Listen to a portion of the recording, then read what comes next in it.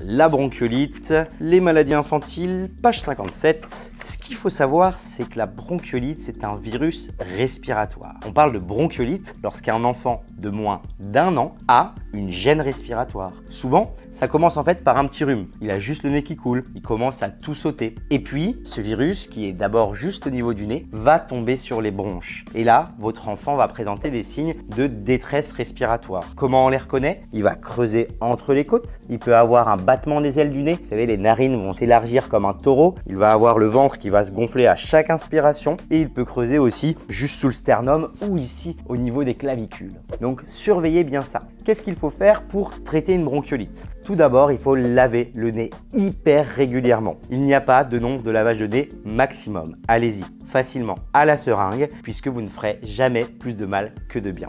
Deuxième chose à faire, il faut fractionner l'alimentation, c'est-à-dire que vous ne donnez pas les mêmes quantités qu'habituellement. Donnez plutôt des plus petits biberons, mais plus régulièrement. Tout simplement parce que votre enfant, il va utiliser au maximum de son énergie pour respirer. Donc, il en aura un petit peu moins pour téter.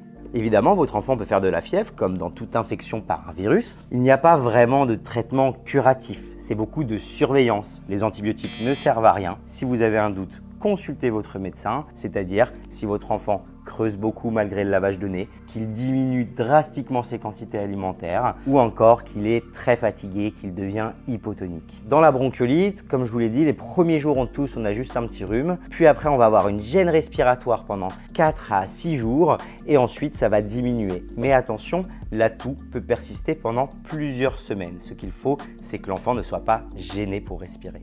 Allez, je vous donne un petit moyen mnémotechnique. Si vous avez peur d'oublier les choses à surveiller, surveillez le TRACE. T-R-A-C-E. Travail respiratoire, les signes de lutte dont je vous ai parlé, la rapidité de la respiration, l'alimentation, la coloration de votre enfant pour qu'il reste rosé et qu'il n'ait pas les lèvres bleues. Et en dernier, l'état général, c'est-à-dire que s'il est souriant, qu'il est tonique, c'est plutôt rassurant. Si c'est une poupée de chiffon, vous devez consulter absolument.